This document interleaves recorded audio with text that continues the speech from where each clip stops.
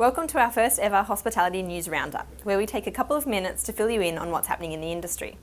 By far, the biggest issue in hospitality at the moment is penalty rates, and for once we've got some good news to share. The Fair Work Commission has announced that food service operators will be given a little extra breathing room with a 25% cut in penalty rates for casual employees working on Sundays. Effective from the 1st of July this year, casual loading will drop from 175% to 150%, and follows years of campaigning by the industry group Restaurant and Catering Australia. CEO John Hart said the industry can expect to save about $112 million each year thanks to penalty rate cuts, but more can be done, with further reforms on the agenda as part of the Fair Work Commission's 4-yearly review of modern awards.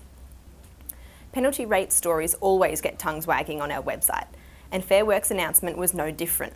One reader, Jude, said, "We only open on special Sundays when we know we will be very busy, as it just isn't worth the risk in our town to open every Sunday.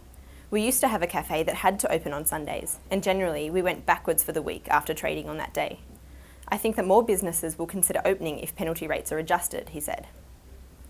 Just prior to the Commission's announcement, the issue of penalty rates was reaching boiling point in South Australia, with Tourism Minister Leon Binyal slamming operators on Lee and Peel Street for closing on weekends, despite an AFL game potentially bringing larger than normal crowds to the area on one particular weekend. Binyal even resorted to Twitter to blow off some steam.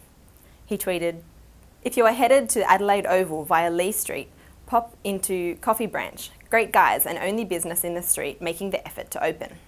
But he didn't stop there. The next day, he basically told Adelaide's media that if restaurants on Lee and Peel Street don't pull up their socks, the state government will turn its attention to, quote, areas that look after the people who come to town for the football, such as Rundle Street and North Adelaide. Not surprisingly, this ruffled feathers amongst the city's food service operators, including Tony Bailey from Italian restaurant Rigoni's, who described the government as being petty and said it loves to tell operators how they should be running their businesses, but doesn't make it easy for them to do so. A similar sentiment was expressed by the industry in the lead up to the Easter long weekend. A poll conducted by Hospitality just before Easter discovered that 66% of respondents planned to shut their business for the long weekend, with 55.98% placing the blame squarely on penalty rates. At least with the Fair Work Commission's recent announcement, we can hope that Easter 2015 will be a different story for Australia's food service industry. Here's hoping. That's it for now, but I'm sure the penalty rate saga will keep on keeping on, so stay up to date on Hospitality's website.